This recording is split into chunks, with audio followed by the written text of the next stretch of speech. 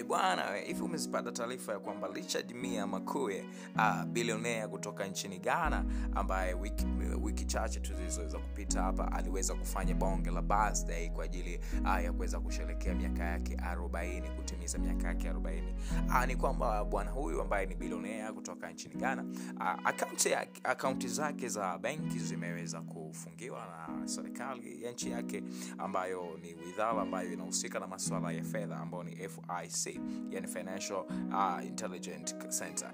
Sasa unaweza kujiuliza kwa nini akaunti zake zimeweza kufungiwa. Ni swali ambalo liliweza pia kuumiza vichwa vingi vya habari katika nchi nyingi za Afrika.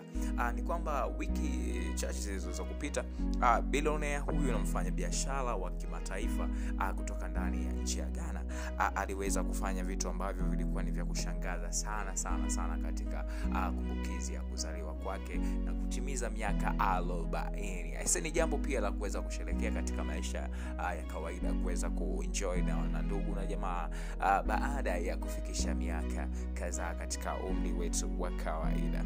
Sasa katika nchi ya Ghana, kitengo cha Financial Intelligence Center ambacho kiliko chini ya serikali kimeweza kushikilia akaunti zake pamoja na biashara zake tajiri huyu Richard Mia Makuye, ambaye siku chache tu ameweza kufanya jambo ambalo kiukweli lilikuwa ni kivutio kikubwa katika macho ya kila msikilizaji na mtazamaji. Sababu kubwa ni kwamba baada ya kuwa shughuli nzima imeweza kufanyika katika nchi hiyo ya Ghana, serikali au taasisi hii ya Financial Intelligence Center iliweza kushtuka kidogo kulingana na mambo ambayo ameweza kuyafanya. Lakini pia wameweza kutoa taarifa ya kwamba imeweza kushikilia akaunti zake kwa sababu za kimaendeleo, kwa maana ya ulipaji kodi. Ni kwamba inahitaji kuweza kumkagua tajiri huyu na bilionea huyu kuhusu mapato yake na matumizi yake ambayo anayo katika biashara zake, kwamba amekuwa ni mlipaji kodi kwa kiasi gani. Lakini pia sambamba na hilo, serikali hiyo ya nchini Ghana ambayo iko pamoja na kitengo cha Financial Intelligence Center imeweza pia kushikilia gari lake ambalo liliweza kuingia katika nchi yake hiyo la Bugatti, ambalo pia wanataka kuchunguza, je, uchumi wake uliweza kulipa kodi? Je, aliweza kushiriki katika kulipa kodi katika kuingiza gari hilo la aina ya Bugatti? Unaweza kujiuliza kwa nini pia wameweza kuhaki gari lake la aina ya Bugatti, kwamba je, alilipia kodi ama kulipia kodi. Ningependa tu kukwambia mpenzi mtazamaji ni kwamba gari la aina ya Bugatti ni gari lenye thamani kubwa sana ukija kulinganisha na fedha za Kitanzania au na uchumi wa Afrika kwa ujumla.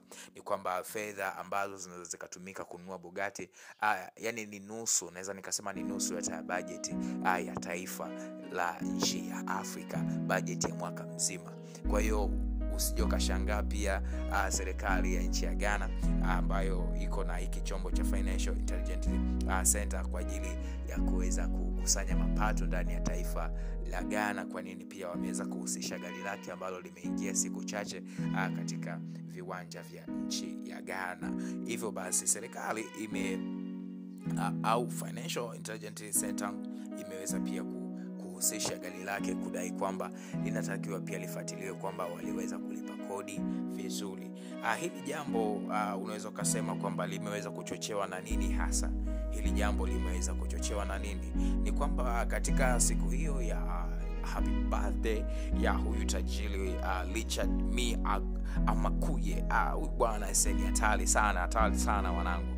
Huyu bwana ameweza kufanya jambo ambalo ni la kushangaza zaidi. Kwanza kabisa ambalo ungependa kulifahamu ni kwamba katika siku yake au kumbukizi ya kuzaliwa kwake ameweza kualika wasanii wakubwa, lakini kubwa kuliko zote ni kwamba Diamond Platnumz huyu naye pia aliweza kualikwa kutoka Tanzania. Huyu bwana aliweza kufika mahali hapo na kuweza kutumbuiza na kuweza pia kuwa kivutio kikubwa kwa wasikilizaji na kuweza kupendezesha shughuli nzima ya happy birthday ambayo iliweza kufanyika katika maeneo hayo. Lakini sasa sio tu Diamond Platnumz pekee yake, lakini pia kulikuwa na wasanii kutoka Nigeria. Nigeria pia aliweza kutoka bwana mkubwa mmoja hatari sana anayejulikana anajulikana kwa jina la Davido. Ni msanii mkubwa sana ambaye pia amesha kufanya collabo ya nyimbo kadhaa na Diamond Platnumz. Sasa shida iliyokuja ni kwamba happy birthday ya huyu tajiri Richard Mia Amakuye ni kwamba iliweza kuchukua wasanii wengi sana ambao waliweza kukusanywa kutoka katika maeneo mbalimbali kwa ajili ya kuweza kutumbuiza na kuweza kusherehesha siku hiyo ya kuzaliwa kwake. Sasa shida ilikuja kwenye malipo.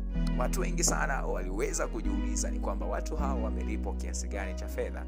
Hili pia limekuwa ni swali ambalo pengine limepelekea serikali ya nchi ya Ghana kwenye hicho kitengo cha Financial Intelligence Center kwa ajili ya kuweza kujiuliza mara mbili kwamba huyu bwana tuna haja ya kukagua mapato yake na ulipaji wake wa kodi.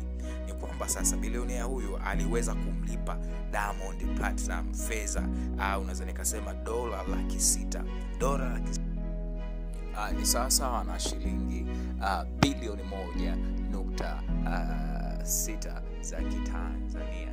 Ni kwamba sasa bilioni 1.6 za Kitanzania pengine ndizo ambazo zimeweza kuwashtua kitengo hiki cha Financial Intelligence Center cha nchini Ghana na kuendelea kushikilia akaunti zake na kuhitaji kuendelea kufanya uchambuzi zaidi pamoja na uchunguzi.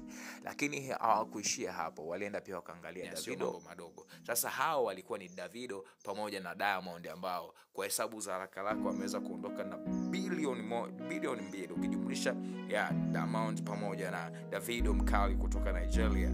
Hao wote wameweza kuondoka na bilioni 2.9 ukijumlisha hesabu zao wote wawili. Sasa kulikuwa pia na White na wasanii wengine ambao waliweza kulipwa labda ya ukija kuangalia White aliweza kulipwa $200,000. Kwa hiyo unakuja kuona kwamba ni kiwango kikubwa sana cha fedha ambacho kingeweza kufanya mambo makubwa sana katika pengine maendeleo ya taifa la nchi ya Ghana. Kwa hiyo nchi ya Ghana hiki kitengo cha FIC kimeweza pia kushikilia mpaka taarifa zinazokuja pia zitaweza kutuambia kwamba wamefikia hatua gani. Asante sana kwa kuwa pamoja. Endelea kusubscribe, endelea kuwa pamoja na sisi kwa ajili ya taarifa zetu na uweze pia kutusupport sana.